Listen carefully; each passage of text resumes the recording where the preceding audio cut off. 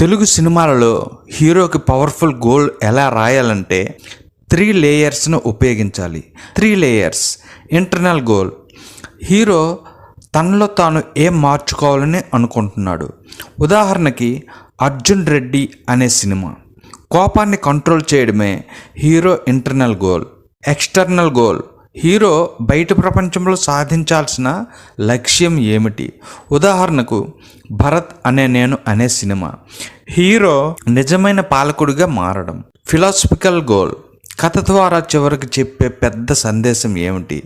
ఉదాహరణకు పుష్ప సినిమాలో తగ్గేదేలే అనే ట్యాగ్ లైన్ ఒక ఫిలాసఫీ.